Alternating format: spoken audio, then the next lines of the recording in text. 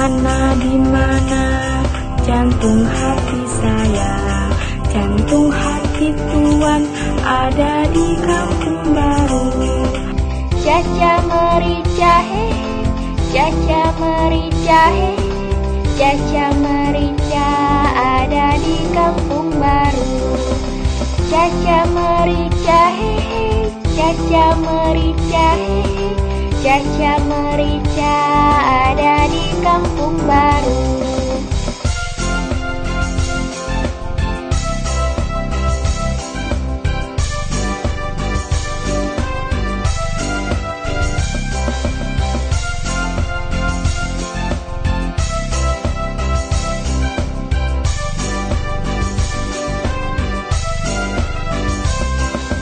Mana di mana anak kambing saya, anak kambing Tuan ada di pohon waru. Mana di mana jantung hati saya, jantung hati Tuan ada di kampung baru. Caca merica hehe, caca merica hehe, caca merica ada di kampung baru. Caca merica hehe, caca merica hehe, caca merica ada di kampung baru.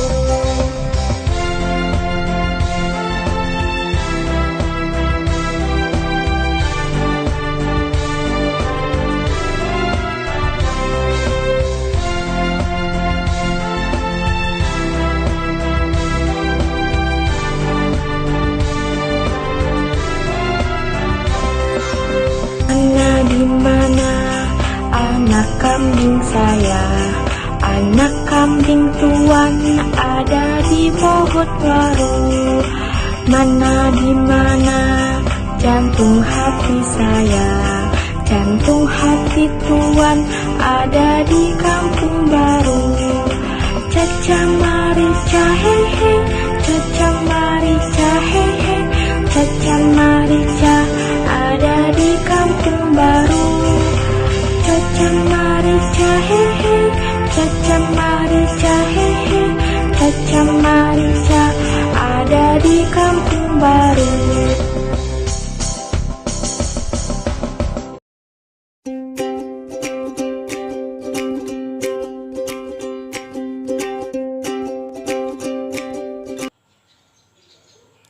Assalamualaikum warahmatullahi wabarakatuh. Perkenalkan, nama saya Faijananda.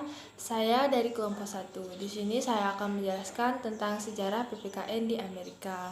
Secara historis, mata pelajaran civic untuk pertama kalinya diperkenalkan di USA pada pertengahan tahun 1880-an. Budimansyah 2008. Civic dimasukkan ke dalam kurikulum sekolah selama abad ke-19. Ketika sebagian besar orang-orang berimigrasi ke Amerika Serikat yang berasal dari benua Eropa seperti Prancis, Inggris, Jerman, Belanda, Italia, Spanyol, Portugis, dan lainnya, di mana anak-anak mereka memiliki pengetahuan yang sedikit sekali tentang masalah Amerika. Itulah sebabnya pemerintah Amerika Serikat berusaha untuk mempersatukan bangsa Amerika melalui kegiatan pendidikan di sekolah. Pada awalnya, pembelajaran dengan istilah civic dikenalkan oleh Legiun Veteran Amerika, yang tujuannya adalah untuk membangsakan bangsa Amerika yang amat bervariasi ras, budaya, dan asal negaranya. Wahab dan Sapria 2011. Menurut religiun tersebut bahwa hanya dengan memahami nilai-nilai perjuangan dalam membangun bangsa Amerika agar orang Amerika dapat membangun bangsanya secara demokratis dan bertanggung jawab. Assalamualaikum warahmatullahi wabarakatuh. Perkenalkan, nama saya Sela Puspita, NIM 120100035. Di sini saya akan menjelaskan tentang awal mula perkembangan civic di Amerika. Perkembangan civic di Amerika pada awalnya didasarkan pada teori psikologi yang memang sedang menjadi panutan pada saat itu, yaitu Fakulti Psikologi, yang menekankan pada teori yang mengatakan bahwa dalam pelajaran yang terpenting adalah mind and body. Menurut teori ini, apabila ada kekeliruan dalam belajar, maka yang salah bukanlah terletak pada tubuh, melainkan letak pada pikiran. Pada tahun 1900-an berkembang mata pelajaran civics yang berisikan materi mengenai struktur pemerintahan negara bagian dan federal. Berikutnya, tahun 1915 mengembangkan gagasan New Civic yang menitik beratkan pada community living atau kehidupan masyarakat. Dengan demikian, sampai pada tahun 1920-an, istilah civic telah digunakan untuk menunjukkan bidang pengajaran yang lebih khusus, yaitu vocational civics, community civics, dan economic civics atau kewarganegaraan yang berkenaan dengan mata pencaharian kemasyarakatan dan perekonomian. Di antara tujuan dari mata pelajaran civic pada tahun 1900-an itu adalah pengembangan social skill and civic competence atau keterampilan sosial dan kompetensi warga negara, dan idea of good character atau idea-idea tentang karakter atau watak yang baik.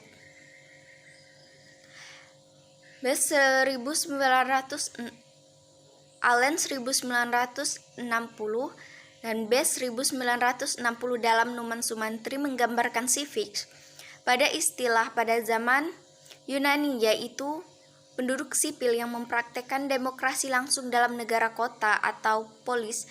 Istilah ini kemudian diambil alih oleh Amerika Serikat untuk digunakan sebagai istilah pelajaran demokrasi politik. Di sekolah-sekolah yang digunakan untuk membedakan dalam pelajaran ilmu politik di universitas-universitas, karena dalam pelajaran civics ini organisasinya akan diorganisir secara psikologis atau psychological organized. Maksudnya agar civics bisa dipahami, dimengerti sesuai dengan tingkat umur pelajar. Assalamualaikum warahmatullahi wabarakatuh. Saya Nanda Pratiwi, NIM 120174, akan menjelaskan mengenai pelajaran civics mulai diperkenalkan di Amerika.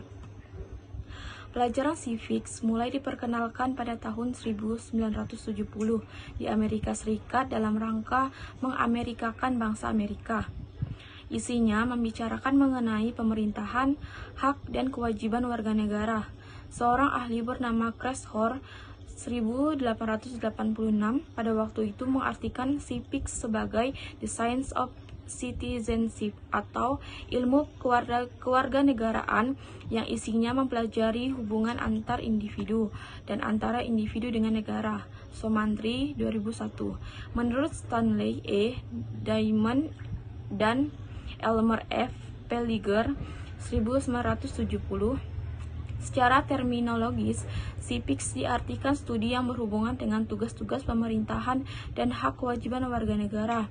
Pada tahun 1886, civics adalah suatu ilmu tentang kewarganegaraan yang berhubungan dengan manusia sebagai individu dalam suatu perkumpulan yang terorganisir dalam hubungannya dengan negara. Sumantri 1976. Civics sebagai ilmu kewarganegaraan bermanfaat bagi pemerintah Amerika Serikat dalam rangka mempersatukan warga negaranya.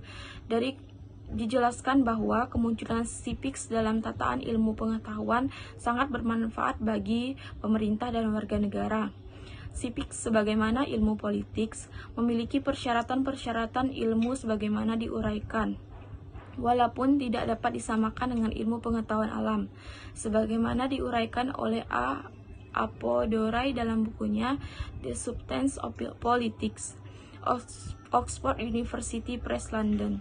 Politics, like other social science, has a scientific character because of the scientific method is applicable to its phenomena, viz. The accumulation of facts, the linking of these together in causal sequelae, and the generalization from the letter of fundamental principles or laws. Sekian penjelasan dari saya, kurang lebihnya saya mohon maaf. Wassalamualaikum warahmatullahi wabarakatuh.